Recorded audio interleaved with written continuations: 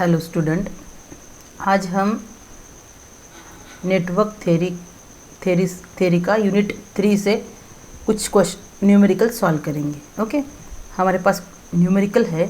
The network shown in the figure has acquired steady state with switch closed for t less than 0. At t is equal to 0, the switch is opened. Obtain I of t for t greater than 0. ये हमारा circuit है। Okay, अगर ऐसा circuit आता है सो एक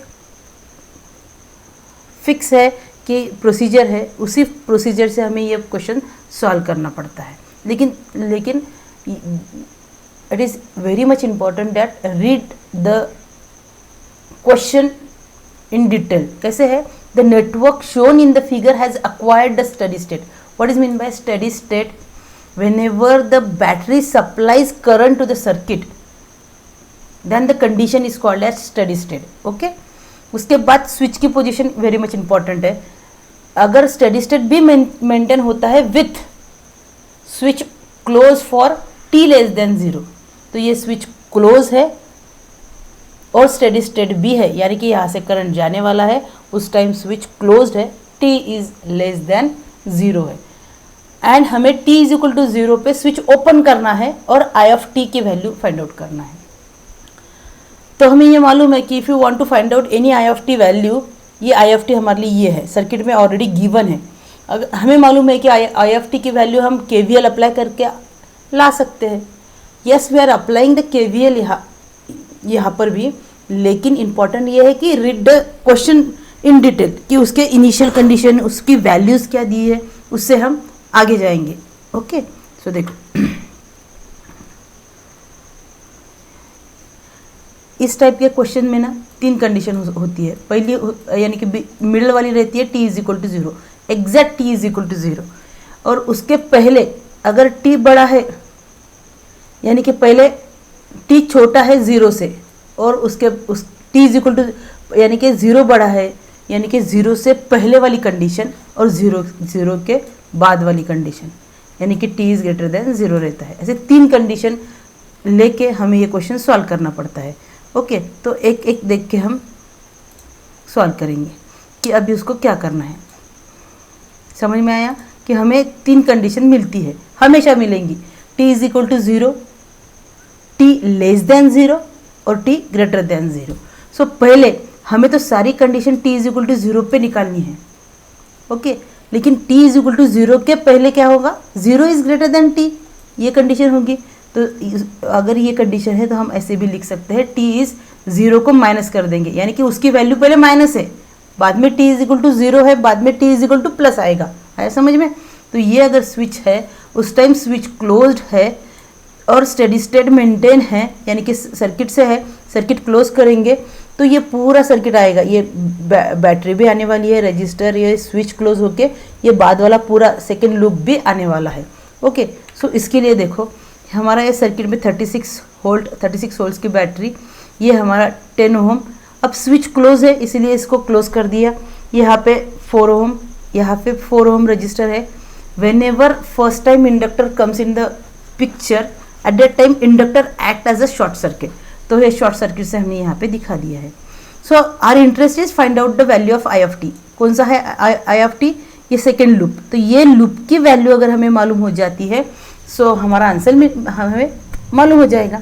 okay, so it's very simple. ये यहाँ हम क्या करने वाले हैं कि यह सर्किट का पूरा टोटल करंट फाइंड आउट करेंगे। Once we are getting the total current, so current division rule apply करेंगे तो यहाँ का करंट हमें मालूम हो जाएगा। That is our answer. Okay, so उसके लिए क्या करेंगे देखो। सो पहले हम इस सर्किट का इक्विवेलेंट रजिस्टर निकालेंगे। कैसे निकालेंगे ये? अगर ये सर्किट में देखो ये 4 ओम और ये 4 ओम है, बैटरी के अपोजिट साइड से कभी भी निकालना शुरू करो। अगर ये ऐसे देखेंगे तो ये 4 ओम ये पैरेलल है। पैरेलल कैसे फाइंड आउट करना? सपोज यहाँ से करंट सपोज आएगा, सपोज यहाँ से नहीं समझ में आया तो सपोज बैटरी से करंट आया and this current will be divided into 2 parts, है ना। 4 ओम यहाँ नीचे वाले 4 ओम में भी जाएगा और आगे 4 ओम में भी जाएगा। सो अगर हमें पूरा रजिस्टर का करंट मालूम हो जाएगा तो हम इसका करंट निकाल सकते हैं। सो देखो ये हमारा पैरेलल है कॉम्बिनेशन, क्योंकि जहाँ पे करंट डिवीजन होता है वो पैरेलल कॉम्बिनेशन होता है। पैरेलल कॉम्बिनेशन का आंसर कैसे निकलते हैं, तो ये रजिस्टर यानी कि ये बैटरी तो हमें मिलने ही वाली है, उसके बाद यहाँ पे एक रजिस्टर रहने वाला है, ये 10 ओम का रजिस्टर है, और ये दो पैरेलल में है तो ये बनेगा एक ही रजिस्टर। ओके, ये 36 वोल्ट है, ये 10 है, और ये 4 और 4 का अगर पैरेलल कॉम्बिनेशन है तो वो कैसे निकालेंगे, 4 multiply by 4 divided by 4 plus 4। समझ में आया। पैरेलल कॉम्बिनेशन में अगर हमें इक्विवेलेंट रेजिस्टेंस निकालना है तो जो दो रजिस्टर पैरेलल में आते हैं पहले उनका मल्टीप्लिकेशन करो, डिवाइडेड बाय उनका एडिशन कर दो। ओके, तो यहाँ पे हमें कितना मिलता है, ये 4 4 जा 16, 4 प्लस 4 8, यानी कि हमारी वैल्यू मिलेंगी 2। तो ये हमारी टोटल वैल्यू आ गई 2। ये पूरा इसकी जो वैल्यू है वो हमें 2 मिल गई। अगर ये 2 आता है, इसकी वैल्यू अगर 2 आती है तो ये 10 में सीरीज में आएगा। अभी जैसे ही करंट यहाँ से आएगा तो इसमें से आने वाला है। सो 2 प्लस 10 यानी कि 12। तो ये 12 हमारा टोटल, देखो ये टोटल रेजिस्टेंस 12 आया हमारा, बराबर है। लेकिन हमें करंट निकालना है, वो कौन सा है, आई ऑफ टी 0, यानी कि जब 0 इज ग्रेटर देन टी से होता है तब उसको हम माइनस रिप्रेजेंट कर सकते हैं। सो ये टोटल करंट हमने यहाँ पे दिखा दिया है, आई ऑफ टी टोटल और माइनस की वैल्यू अगर हमें निकालनी है तो 36 डिवाइडेड बाय इसका इक्विवेलेंट रेजिस्टेंस जो हमने अभी पता कर लिया है वो कितना है, 12 है। ओके, सो ये पूरा 16, ये 10 ओम रजिस्टर, ये 4 और 4 पैरेलल कॉम्बिनेशन को ऐसे दिखाते हैं, बाद में उसका आंसर पूरा टोटल करके इतना आया है। सो ये आता है 12, तो 36 divided by 12 is equal to 3। आया समझ में। सो अभी हमें क्या करना है, देखो अभी हमें टोटल करंट तो मालूम हो गया कि यहाँ से 3 एम्पियर वाला करंट जाने वाला है, बराबर है। और we are interested in finding the values of this I of t. अभी फिलहाल तो हमें आई ऑफ 0 माइनस निकालना है, क्योंकि हमने फर्स्ट कंडीशन, अभी नेक्स्ट कंडीशन हमारे पास आना बाकी है। सो अगर इसका अगर करंट निकालना है तो we can use here current division rule, otherwise KVL भी अप्लाई कर सकते हैं। कि यहाँ पे बहुत इजी है, देखो 3 एम्पियर वाला करंट यहाँ पर भी जाने वाला है, यहाँ पर भी जाने वाला है, ये 4 ओम है, ये 4 ओम है, यानी इक्वल वैल्यूज़ के रेजिस्टेंस अगर हम लगाते हैं तो equal amount of current is flowing. यहाँ पे अगर 3 है तो यहाँ पे 1.5 चला जाएगा एम्पियर, और यहाँ पे 1.5 चला जाएगा। So directly we can get the values of 1.5 current flowing through a next circuit. So ये है 4 ओम का रजिस्टर पैरेलल में, इसलिए हमें ये 1.5 एम्पियर मिल गया। आया समझ में। और उसके बाद हमें पहली कंडीशन मिल गई कि आई 0 यानी कि व्हेन 0 ग्रेटर देन टी से होता है तब ये पहली कंडीशन हमने निकाली, क्योंकि ये इस टाइम में निकाली थी हमने। अब हमें नेक्स्ट वाली कंडीशन निकालनी है कि टी जैसे ही हमें t is equal to minus यानी कि आई 0 माइनस की कंडीशन 1.5 एम्पियर मिलती है तो सेम कंडीशन से स्टार्ट होता है नेक्स्ट कंडीशन। सो ये प्लस वाला कंडीशन में भी करंट वही रहने वाला है स्टार्टिंग में। आया समझ में। अगर ये ऐसा है तो देखो यहाँ तक हमें मिल गया कि हमने यहाँ की वैल्यू निकाल दी है, तो स्टडी स्टेट स्विच क्लोज कर लिया था at t is equal to 0। Next में बताया है कि at t is equal to 0 switch is open. ये स्विच अभी ओपन हो गया है। अब हमें आई ऑफ टी की वैल्यू निकालनी है, समझ में आया। तो अब निकालेंगे हम आई ऑफ टी की वैल्यू। कब निकालेंगे, when t is greater than 0। ये सारी कंडीशन हमने टी इज इक्वल टू 0 के पहले, यानी कि 0 ग्रेटर देन था टी से, तब सारी कंडीशन में ये यहाँ तक आ गए। अब टी इज ग्रेटर देन 0 निकालेंगे, उसके बाद हम केवीएल अप्लाई कर देंगे। अभी कहाँ पे अप्लाई करना है, अब स्विच हमारा ओपन हो गया, स्विच ओपन है यानी कि अब स्टडी स्टेट मेंटेन नहीं होने वाला है। 36 वोल्ट बैटरी यहाँ पे करंट नहीं देने वाली है, तो सर्किट सिर्फ इतना बचता है, उसको हम ड्रॉ कर लेंगे। ये 4 ओम और 2 इंडक्टर वाली वैल्यू। ओके, अब हुआ क्या, प्रीवियस में क्या हुआ था, डायरेक्टली अगर हम केवीएल अप्लाई करते हैं और डायरेक्टली आंसर निकालने की कोशिश करते हैं तो हम प्रीवियस कंडीशन फाइंड आउट नहीं कर पाते। नेक्स्ट वाली कंडीशन ये एक दूसरे पे डिपेंडेंट है condition, that is why we have to carefully read the questions. अब देखो यहाँ पे 4 ओम निकाला है, यहाँ पे 4 ओम। पहले वाला जो सर्किट था उसमें सर्किट में पूरा सर्किट आया था, सिर्फ इंडक्टर हमें शॉर्ट किया था, बराबर है। इंडक्टर शॉर्ट था, यानी कि इसका मतलब है कि वो शॉर्ट सर्किट एक्ट होता था, यानी कि इंडक्टर उसका स्टोरिंग, इंडक्टर क्या करता है, एनर्जी स्टोर करता है। तो स्टोर करता है तब इंडक्टर से जब करंट फ्लो होता है उसके साथ एक बैटरी निकालनी है, एक बैटरी दिखाते हैं, ओके। और ये बैटरी की वैल्यू कितनी होती है, तो देखो, तो ये 4 ओम का रजिस्टर को कुछ प्रॉब्लम नहीं होता है, लेकिन ऑलरेडी इंडक्टर अगर शॉर्ट है तो वो एनर्जी स्टोरिंग का काम करता है, यानी कि एक उस पर एक उसके साथ एक बैटरी, जैसे एनर्जी स्टोर करने का काम बैटरी करता है, तो एक बैटरी का भी वोल्टेज उसके साथ आता है। वो कैसे दिखाते हैं, यहाँ पे एक इंडक्टर दिखा दो, उसके बाद पहले निगेटिव वाला साइन और पॉजिटिव वाला साइन लेके बैटरी निकाल दो। अब रहा उसका प्रॉब्लम कि ये वैल्यूज़ 3 लानी कैसे है, तो इसमें आता है एल की वैल्यू। तो एल की वैल्यू कितनी है, 2 है। और how much is the current flowing through this one, 1.5, बराबर, 1.5 कर दो। अगर 1.5 को मल्टीप्लाई बाय 2 कर देंगे तो ये 3 आने वाला है।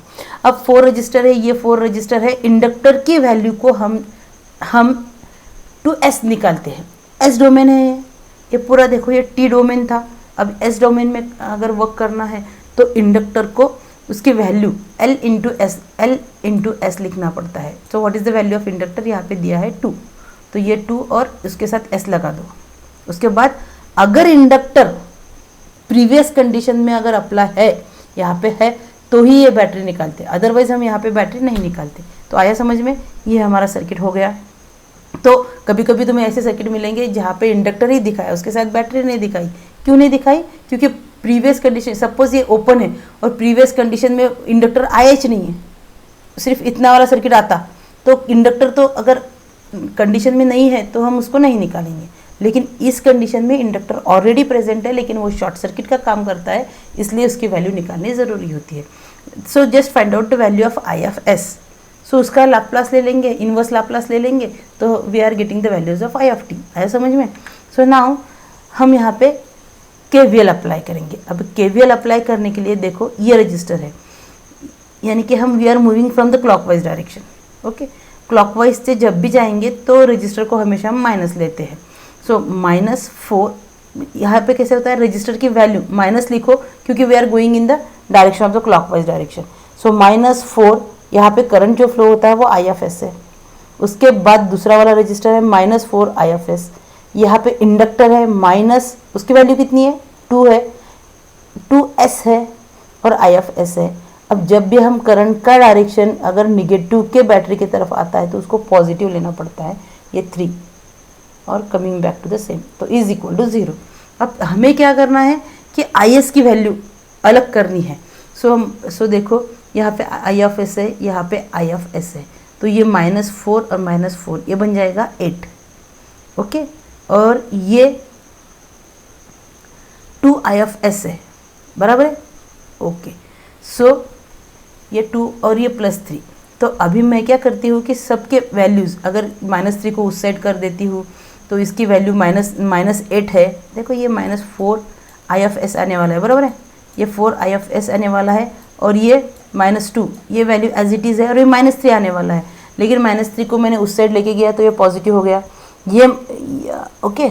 अब ये निगेटिव हो जाएंगी, यहाँ पे वैल्यू ये निगेटिव है, ये निगेटिव है। सो सारे निगेटिव को मैंने निकाल दिया, सब पॉजिटिव कर दिए, तो निगेटिव जाके ये सारा 8is करके देखो, ये -8 आने वाला है, ये -2 और 3 उस साइड जाएगा तो माइनस आएगा। सो माइनस में सारे प्लस कर देंगे, तो 8is + 2 SIS is equal to 3 आएगा। So we are interested in finding the value of I of s, तो मुझे आई ऑफ एस निकालना है। सो आई ऑफ एस यहाँ से अगर हम निकालते हैं तो यहाँ पे बचता है 8 और यहाँ पे आएगा 2s, ओके। सो अगर s और 2s आता है तो पहले s वाली वैल्यू लिख दो, तो यहाँ पे 2s + 8, अगर हम ब्रैकेट में निकालेंगे तो 2s + 8 into I of s is equal to 3। So मुझे आई ऑफ एस चाहिए था, इसीलिए मैंने उसको 3 के डिवाइड में 2s + 8 निकाल दिया, 3 डिवाइडेड बाई 2s + 8।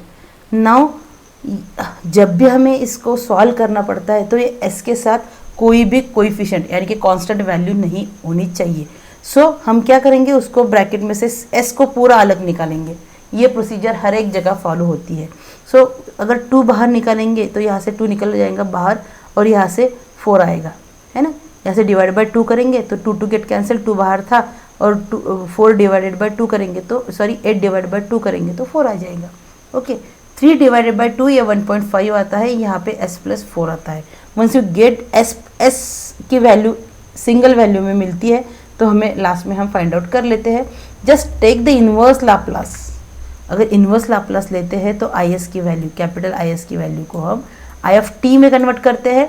वहाँ पे देखो, जब i ऑफ s की वैल्यू जब भी हम लिखेंगे वो कैपिटल में आने वाली है, और इन्वर्स निकालने के बाद वो i ऑफ t में जाएगा। ये 1.5 कांस्टेंट है, एज इट इज़ लिख दो। ये e की वैल्यू है, यानी कि इसका लाप्लास कैसे आएगा e, और ये प्लस है इसलिए माइनस आएगा, और ये 4t लिख दो। So that is our answer. Okay, उसके बाद नेक्स्ट क्वेश्चन हम सॉल्व करने वाले हैं। तो यहाँ पे देखो, अभी नेक्स्ट क्वेश्चन है ये। In this network shown in the figure switch is close at t is equal to 0, the steady state being reach before t is equal to 0, determine the current through the inductor 3 henry. ये हमारे पास circuit है और इसमें switch close है एट t is equal to 0। अगर t is equal to 0 हो जाने वाला है तो ये सर्किट क्लोज हो जाने वाला है। Steady state is being reach before t is equal to 0। Before steady state है हमारे पास, यानी कि ये स्विच अभी जब क्लोज हो जाएगा, अभी क्या है, switch is close in the circuit shown in this at t is equal to 0 को हमारा स्विच क्लोज्ड है, यानी कि पहले t इज इक्वल टू 0, यानी कि 0 बड़ा है t से, तब ये ओपन होने वाला है ना। मैंने क्या बोला था, 3 कंडीशन हम लेते हैं। 3 कंडीशन में हम लेते हैं कि t बड़ा होता है उस t से, अगर t इज इक्वल टू 0 लिख देने वाले हैं हम, और नेक्स्ट कंडीशन में हम t ग्रेटर देन 0 लिखने वाले हैं। तो हमें ये कंडीशन बताई है कि यहाँ पे स्विच क्लोज है, यानी कि उसके पहले वो ओपन है। तो अगर ओपन भी है और स्टडी स्टेट मेंटेन है, यानी कि 1 वोल्ट की बैटरी हमें सप्लाई देने वाली है। ओके, और डिटरमाइन द करंट इन 3, यानी कि ये जो यहाँ 3H में, यानी हेनरी में जो करंट फ्लो होता है उसको हमने I ऑफ 2t बोला है, वो I ऑफ 2t निकालना, that is our answer. Okay, मैंने क्या बोला है कि t लेस देन 0 को हम कैसे लिख सकते हैं, t इज इक्वल टू 0 बार लिख सकते हैं। स्टडी स्टेट कंडीशन मेंटेन करनी है हमें, तो सर्किट में आने वाली है ये, और switch t is equal to 0 को क्लोज है, यानी कि पहले वो ओपन है, तो हमारा सर्किट इतना ही बनने वाला है, दैट इज़ 1 वोल्ट। हमारे पास इंडक्टर रहने वाला है, हमारे पास रजिस्टर रहने वाला है, बस। लेकिन व्हेनेवर अगर हम इंडक्टर जब भी सर्किट में आता है तो उसको हम शॉर्ट सर्किट दिखाते हैं। तो ये शॉर्ट सर्किट वाला करंट है, करंट फ्लोइंग थ्रू। जब भी ये सर्किट में हम स्टार्ट करते हैं, जब भी इनिशियल कंडीशन फाइंड आउट करते हैं, तो यहाँ पे I ऑफ 0 बार लिखो, अदरवाइज 0 बार लिख सकते हो। ओके, तो ये शॉर्ट सर्किट वाली कंडीशन मिल गई हमें, ये इंडक्टर की शॉर्ट सर्किट की कंडीशन मिल गई हमें, ये हमारा सर्किट बन गया है। We now are interested finding the value of I of 0 bar. अगर I ऑफ 0 बार अगर हमें निकालना है तो यहाँ पे देखो क्या होता है कि इंडक्टर जो है वो शॉर्ट सर्किट है ना। अभी यहाँ पे हमें 0 बार, पहली वाली कंडीशन पहले यहाँ पे लिख देंगे। I ऑफ 0 बार कितना आएगा, वोल्टेज कितना है 1, रजिस्टर कितना है 2, current is equal to voltage divide by resistance. Okay, तो ये आता है 1/2 एम्पियर। ओके, और जैसे ही ये कंडीशन ख़त्म हो जाती है, जैसे हमें ये करंट की वैल्यू मालूम हो जाती है, नेक्स्ट कंडीशन को हम जाते हैं, और वो होती है नेक्स्ट कंडीशन प्लस वाली। सो जहाँ पर ये ख़त्म होती है वहीं से वो स्टार्ट होती है। सो IN की वैल्यू कितनी मिली हमें 1/2A, ये एज इट इज़ 1 है, यहाँ पे माइनस है, अभी प्लस में जाएंगे, नेक्स्ट कंडीशन देखेंगे तो यहाँ पे प्लस है, तो ये 1/2 है। और यहाँ से तो ये ओपन होने के वजह से यहाँ पे करंट 0 था, तो I ऑफ 0 बार 0 है। आया समझ में। नाउ उसके बाद बोला है कि at t is switch is close at t is equal to 0, steady state it will reach. So t अगर बड़ा है, अगर नेक्स्ट कंडीशन हमें देखनी है तो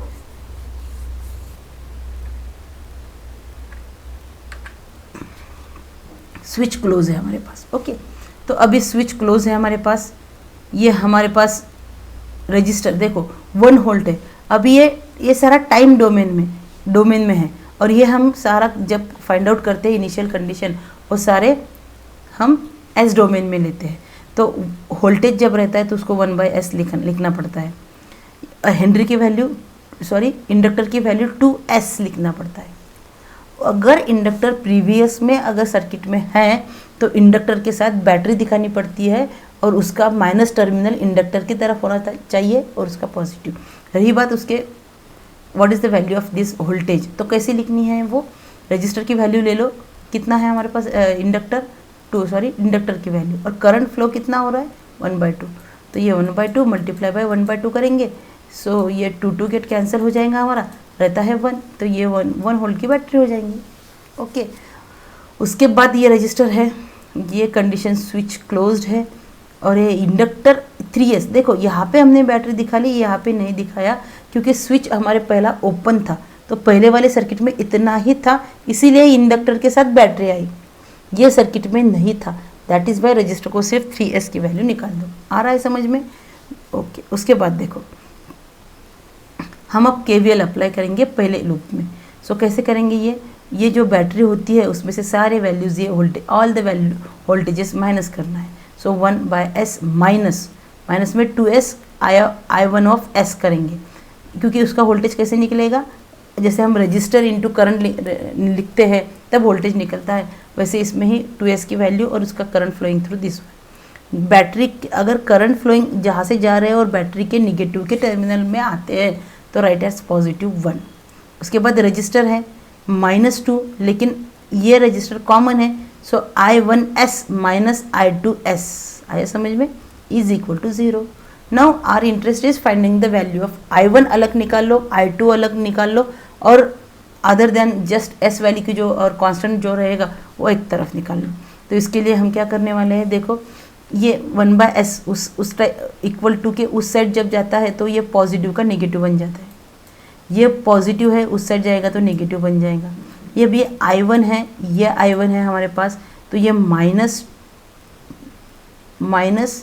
अब क्या बाकी है, -s I1 ऑफ s, ये तो हमने वहाँ राइट हैंड साइड में भेज दिया है, सो ये -2 I1 of s minus plus होके +2 I2 ऑफ s। ओके, सो इसके बाद हम क्या करने वाले हैं, IS की वैल्यू निकालेंगे।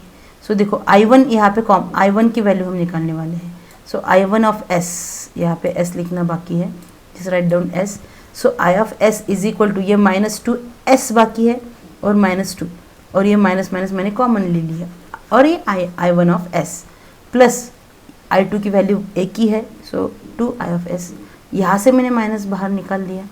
अब क्या करने वाले हैं हम, सबकी नेगेटिव चेंज, सबकी वैल्यू यानी कि साइन चेंज करेंगे, ये बन जाएगा पॉजिटिव, ये बन जाएगा नेगेटिव, और ये नेगेटिव चला जाएगा, सिर्फ इतना ही बचेगा। आया समझ में? अब हम क्या करेंगे, उसको रोकने दो। अब ये हो गया हमारा I1 of s and I2 of s, एक बार निकाल दिया तो वहाँ का पोर्शन कंप्लीट होता है। अब हमें KVL 2 अप्लाई करना है इस लूप के लिए। कैसे अप्लाई करेंगे, तो ये -2, ये 2 वाला रजिस्टर है, जैसे यहाँ पे किया था वैसे ही करेंगे। सो ये 2 है वो combine for the first loop and the second loop, that is Y -2 पहले जो करंट हम निकालते हैं उससे माइनस करना है। अभी I2 of s minus I1 of s, उसके बाद -2 I2 ऑफ s, उसके बाद ये 3s की वैल्यू और I2 of s is equal to 0। अब इसको -2 I2 of s plus minus plus होके 2 I1 of s -2 I2 of s minus 3s I2 of s। Okay, अब हम I1 और I2 की वैल्यू अलग निकालेंगे, तो यहाँ पे I1 एक ही है तो मैंने लिख दिया 2 I1 ऑफ s। अब हमारे पास I2 की वैल्यू ये है, हमारे पास I2। ओके, सो अभी I2 के लिए ये दिस -4 और ये -2 और -2, ये -4 बन जाएगा, और ये माइनस, तो ये माइनस को मैंने माइनस कॉमन निकाल लिया, यहाँ पे 4 + 3s I2। सो हमारे पास पहला इक्वेशन ये मिल गया है और नेक्स्ट वाला इक्वेशन हमें ये मिल गया है। साइमल्टेनियस इक्वेशन सॉल्व करने से हमें वो, और यानी कि ये सॉल्व नहीं होता है, ये सर्किट, ये इक्वेशन सॉल्व नहीं होगा, तो इजी वे है इसके लिए कि हम क्राइमर्स रूल अप्लाई करेंगे। क्राइमर्स रूल क्या बोलता है, देखो ये I1 का फर्स्ट कोएफिशिएंट और ये I2 का फर्स्ट कोएफिशिएंट -2 और ये इक्वल टू के बाद में। तो क्राइमर्स रूल बोलता है हमें क्या निकालना है, देखो ज़रा, हमें क्या करंट फ्लोइंग थ्रू यानी कि I2 ऑफ T निकालना है हमें। सो हमें I2, our interest is finding the value of I2 of S और उसका इन्वर्स लाप्लास ले लेंगे तो I ऑफ 2T हमें मिल जाने वाला है। सो हम क्या करने वाले हैं, देखो क्राइमर्स रूल के लिए हम क्या करने वाले हैं, क्राइमर्स रूल ऐसे लिखते हैं कि we are how to find out the value of I of 2। अगर हमें I ऑफ 2S निकालना है, I ऑफ 2S हमें निकालना है तो हम क्या करेंगे, देखो इसके इक्वल टू के साइन, यहाँ जो इक्वल टू साइन है उसके पहले एक मैट्रिक्स लिखना है और उसके नीचे एक मैट्रिक्स लिखना है। पहले वाले मैट्रिक्स में हम क्या करने वाले हैं, देखो ये I ऑफ S, पहले ये नीचे वाला मैट्रिक्स लिख देंगे। यहाँ पे पहला कोएफिशिएंट I1 का आएगा, बाद में I2 का आएगा, तो यहाँ पे आएगा 2 + 2S आने वाला है, बराबर है। और उसके बाद आने वाला है -2। उसके बाद हम इसकी वैल्यू लिख देंगे -2 और ये वैल्यू आने वाली है 4 + 3S, 4 + 3S। ये समझ में आया। अब हमें I2 की वैल्यू अगर फाइंड आउट करनी है तो ये फर्स्ट वाला रो I1 का रहता है, ये I2 वाला रहता है, तो ये पोर्शन हम एज इट इज़ लिखने वाले हैं यहाँ पे।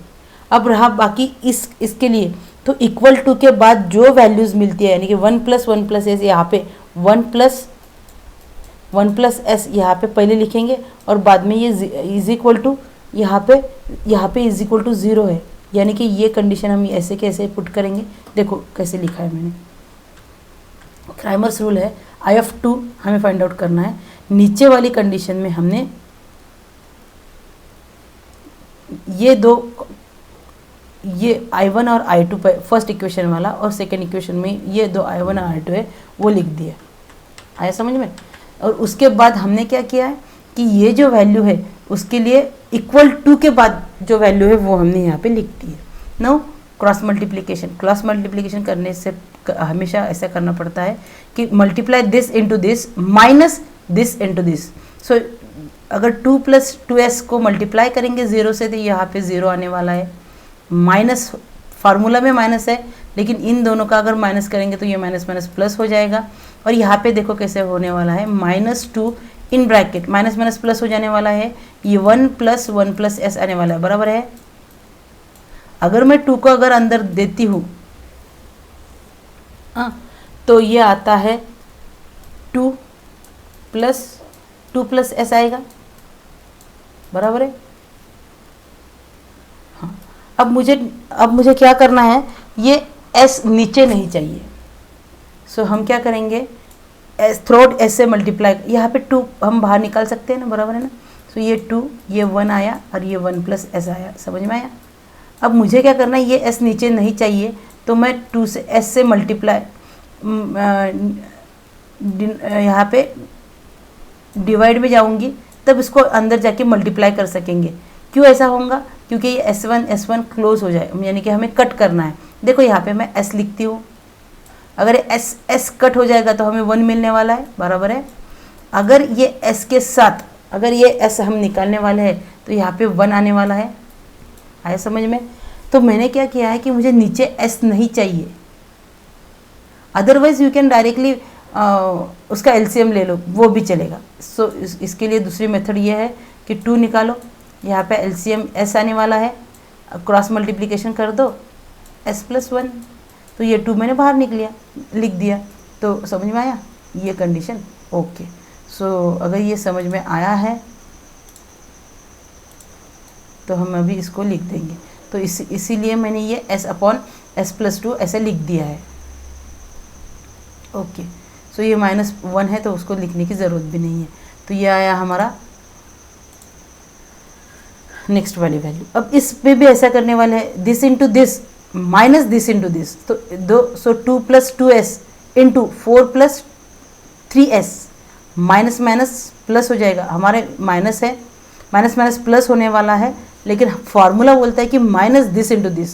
सो ये प्लस होने से भी, और यहाँ पे माइनस है इसलिए -4 आने वाला है। अंडरस्टूड, मैंने इसको सिंप्लीफाई कर दिया। Those who knows this value easily वो डायरेक्टली अगर नेक्स्ट स्टेप पे जा सकते हैं, लेकिन यहाँ पे मैंने each and every step detail में बताई है इसीलिए थ्रू आउट एक्सप्लेन कर रही हूँ।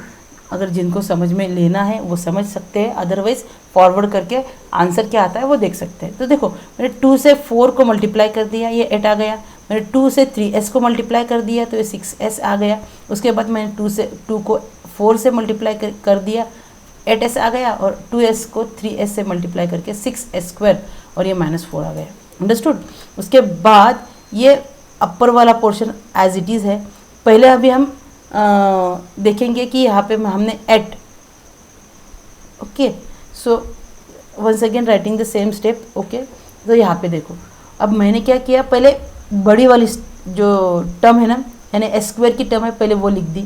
उसके बाद ये प्लस वाली है 6s प्लस 8s, मैंने 4s लिख दी, और 8 में से -4 माइनस हो गया तो ये +4 आ गया। अंडरस्टूड, समझ में आ रहा है। तो उसके बाद अब हमने क्या किया कि मुझे इसके रूट्स निकालने हैं, मुझे उसके रूट्स निकालने हैं। तो देखो अब मैंने क्या किया कि 2/s+1 यहाँ पे है, बराबर है। अगर ये 2/s अगर ये यहाँ पे है तो मैं नीचे भी दे सकती हूँ, तो ये 2 मैंने नीचे दे दिया। तो यहाँ मैंने क्या किया है कि यहाँ से 2, ये 2 को, ये 2 यहाँ से भी मैंने 2 बाहर निकाल लिया सपोज, तो यहाँ पे 3 आता है, 3s², यहाँ पे 7s आएगा, यहाँ पे 2 आएगा, बराबर है, ओके। तो ये आएगा हमारा, जैसे कि ये आएगा हमारा 2 × s, सॉरी यहाँ पे ऊपर लिखती हूँ, कितना था हमारा, ये 2s, और हमने यहाँ से 2 बाहर निकाला था, तो ये ऊपर वाला और नीचे वाला s 2 गेट कैंसिल होता है।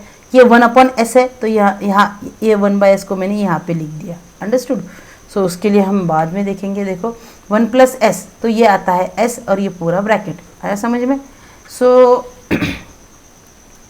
अब मुझे इसके फैक्टर्स निकालने हैं, तो मैंने ये ऊपर वाला portion numerator as it is लिख दिया, डिवाइडेड बाय s ये एज इट इज़। यहाँ पे देखो ये 3 और 2 का मल्टीप्लिकेशन कर दो, ये आता है 6। अब 6 के ऐसे फैक्टर कर दो कि उसका एडिशन सब्ट्रैक्शन कुछ भी हो 7 आना चाहिए। तो 6 × 1 = 6 अगर करेंगे तो एडिशन हमें 7 मिलती है। सो हमने क्या किया, s बाहर निकाल लिया, 3s², यहाँ पे 6 और 1 इसके रूट्स मिलते हैं, तो 6s + 1s + 2। अगर यहाँ से मैंने 3s को कॉमन निकाल लिया, तो ये 3s मैंने कॉमन निकाल लिया, यहाँ पे 3s के वजह से ये s रहने वाला है, यहाँ से 3 और s भी जाने वाला है, यहाँ पे रहेगा 2। उसके बाद इसमें कुछ भी कॉमन नहीं है, तो सिर्फ प्लस लिख के 1 + 2 लिखती हूँ, तो इससे हमें ये ब्रैकेट मिल जाएंगी। तो s + 2, 3s + 1 एक ब्रैकेट में, ओके। अगर ये ऐसे निकालते हैं तो हमारे पास s है, यहाँ पे 1/3। देखो हमेशा ना हमें s की वैल्यू सिर्फ सिंगल चाहिए, तो ये 3 मुझे नहीं चाहिए था, इसलिए मैंने वो बाहर निकाल दिया। बाहर निकाला तो ये s आएगा, प्लस अगर ये बाहर निकाला है उसकी मतलब है कि हम क्या करने वाले हैं, 1/3 करेंगे, क्योंकि अगर ये 3 से मल्टीप्लाई करेंगे तो 3 गेट कैंसिल, तो 1 आ जाएगा, ओके। सो इसलिए मैंने वो 3 को बाहर निकाल दिया। अब क्या करने वाले हैं, हम पार्शियल फ्रैक्शन से उसको आंसर निकालने वाले हैं। ये बहुत ईजी मेथड है, मैं पूरे 1 by 1 स्टेप पूरा एक्सप्लेन करने वाली हूँ। जिनको आता है वो डायरेक्टली आंसर दे सकते हैं, और जिनको नहीं आता है वो स्टेप बाय स्टेप समझ लो और वंस अगेन खुद करके देखो।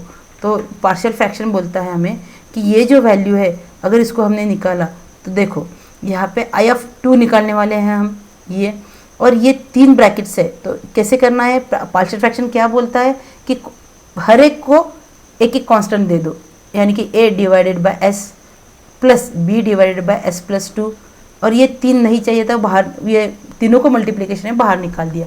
c = दिस ब्रैकेट, यानी कि s ये ब्रैकेट a b c के नीचे लिख दो, ये 1/3 बाकी था इसलिए वो बाहर निकाल दिया।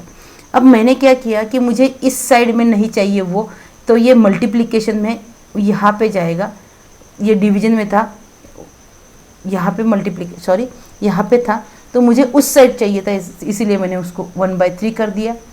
अब क्या करने वाले हैं, देखो हम ये जो सर्किट है, ये 1/3 इस इस अभी ये डिवीजन में है तो वहाँ जाके अपॉन में जाने यानी कि न्यूमरेटर में जाने वाला है।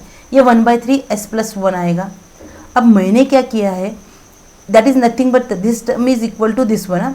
अब मैंने क्या किया है, देखो ये this is nothing but R I of 2s, बराबर है ना, समझ में आ रहा है। सो ये आई ऑफ 2 और ये है, तो ये 1/3 यहाँ पे मैंने लिख दिया। अभी फिलहाल तो ये यहाँ पे लिख देंगे, यानी कि हमारा टेंशन थोड़ा कम होने वाला है। ओके, तो ये 1/3s और ये अगर इसका एलसीएम हम निकालेंगे तो ये s + 3 s + 2 और a के नीचे ये कैसे आएगा, ये दोनों वाले इसके नीचे वाला पार्ट छोड़ देना, बाकी दो ब्रैकेट मल्टीप्लाई कर लेने के, प्लस b के डिवाइड वाला जो s + 2 है उसको निकाल के s प्लस ये दूसरी वाली ब्रैकेट प्लस s के बाद ये निकाल दो, ये दोनों को मल्टीप्लिकेशन में लिख दो। आया समझ में।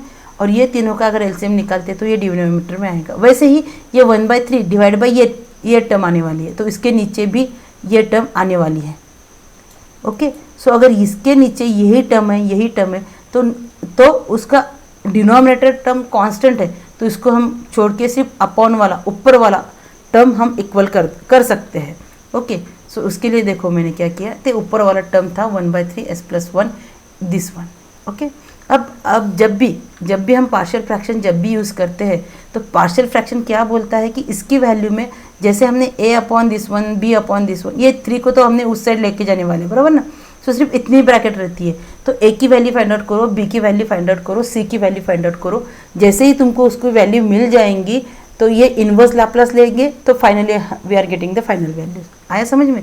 सो उसको निकालने के लिए हम पार्शियल फ्रैक्शन यूज़ करते हैं। पार्शियल फ्रैक्शन से हमने क्या किया कि a के नीचे b के नीचे c के नीचे 1 ब्रैकेट वाले वैल्यूज़ s + 1 s + 1/3 वैल्यू लिख ली, उसका क्रॉस मल्टीप्लिकेशन करके यहाँ तक हमारा आंसर आ गया। अब हमें पुट करना है, तो पुट क्या करना है, ध्यान में देखो, s = 0 पुट करते हैं तो कौन सी ना कौन सी ब्रैकेट 0 होती है। सो एक टाइम में हम जैसे हमने ये s = और ये s, तो ये जो वैल्यू है इसके अपोजिट की वैल्यू फाइंड आउट कर दो। तो s की जगह एक बार 0 कर देंगे तो ये वैल्यू 0 हो जाती है। दूसरी बार s = -2 रख दो, तीसरी बार s = -1/3 रख दो। सो 1/1 we are getting the values of a b c। समझ में आ रहा है। तो अभी हम s = 0 पुट करेंगे यहाँ पे। वो किस पे डिपेंड करेगा कि a के नीचे क्या वैल्यू है, b के नीचे क्या वैल्यू है, c के नीचे क्या वैल्यू है। इससे हमें समझ में आता है कि कौन सी वैल्यू पुट करनी है। s = 0 का अगर पुट करते हैं तो कौन सी ना कौन सी टर्म हमें 0 मिल जाएंगी। तो देखो अगर s = 0 पुट करेंगे तो ये टर्म हमें 0 मिलती है, ये टर्म में 0 हो जाएंगी। तो इसको देखना ही नहीं है, तो सिर्फ हमें इतना वैल्यू फाइंड आउट करना है। सो अभी देखो अगर s = 0 पुट करती हूँ यहाँ पे, तो यहाँ पे आता है 1/3, यहाँ पे सिर्फ बचता है 1/3, बराबर है। पुट करने के बाद 0 पुट करने के बाद ये 0 हो जाएगा, तो यहाँ पे आता है a और ये आता है 0, यानी कि ये आएगा 2 और यहाँ पे 0 होने के ये 1/3 आने वाला है, बराबर है। अगर ये 1/3 वहाँ पे जाएगा तो ये कट होने वाला है, यानी कि 1 = a = 2 आने वाला है। So what is the value of a is nothing but 1/2। Understood.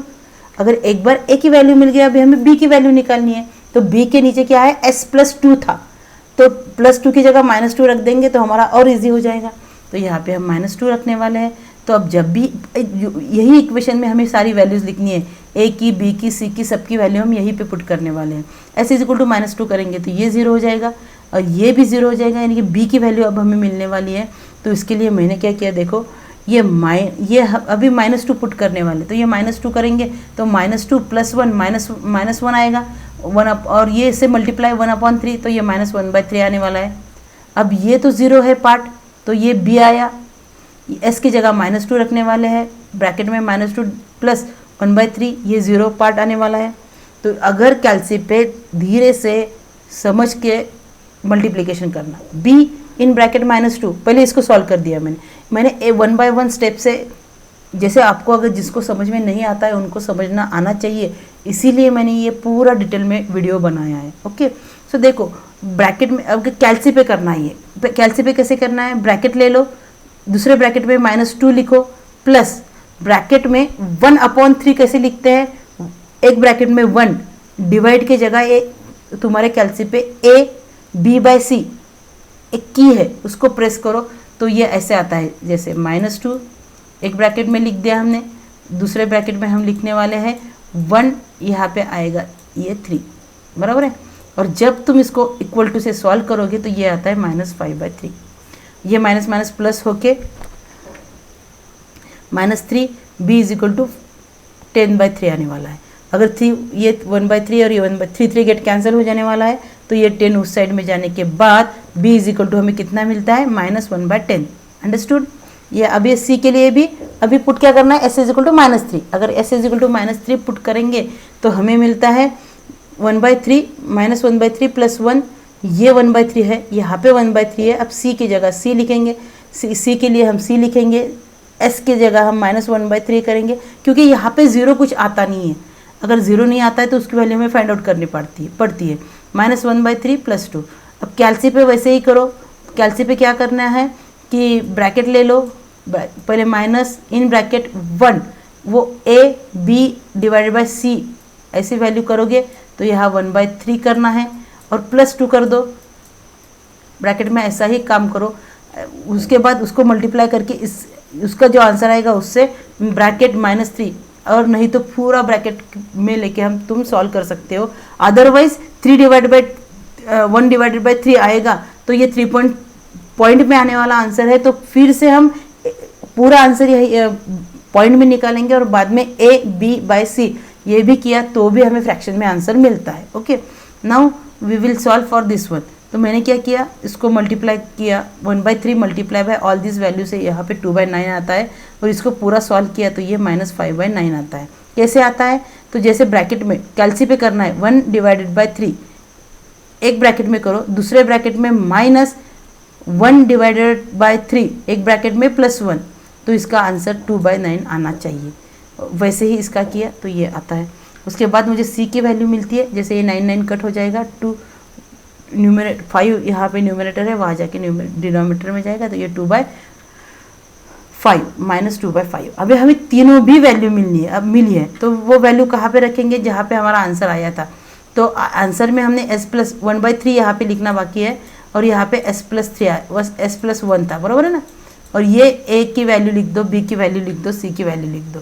तो is की जगह यहाँ is था, is is equal to value थी, तो a की वैल्यू हमें मिली है 1/2 डिवाइडेड बाय s, b की वैल्यू हमें मिलती है -1/10, यह b की वैल्यू हमें मिल गई है, तो माइनस है तो इसलिए -1/10, और उसके डिनोमिनेटर में s+2 है। c की वैल्यू हमें मिलती है -2/5 1 + s, अगर सॉरी s+1/3। अब इसका हम इन्वर्स लाप्लास ले लेंगे। इन्वर्स लाप्लास लेने से ही ये s वाली पूरी टर्म t में चली जाएंगी, i ऑफ t 1/2 1/s का लाप्लास 1 है, -1/10। अब इसका s+2 जब रहता है तो e⁻, ये प्लस है, यहाँ पे -2t लिख दो, -2/5 e⁻ -3/t लिख दो 40। So that is our final answer. Understood. So ये पूरा सिस्टम, ये जो पूरा प्रोसीजर है सेम है। जब प्रीवियस वाली कंडीशन हमें एक बार रीड करनी पड़ती है, उससे हम KVL अप्लाई करेंगे, KVL से हमें जो सर्किट मिलता है उससे हम करंट फाइंड आउट करते हैं। तो अगर करंट नहीं आता है कभी कभी तो हमें क्राइमर्स रूल अप्लाई करना पड़ता है, उसके लिए हम पार्शियल फ्रैक्शन यूज़ करके वैल्यू निकाल सकते हैं। That is all about the today's lecture. Thank you.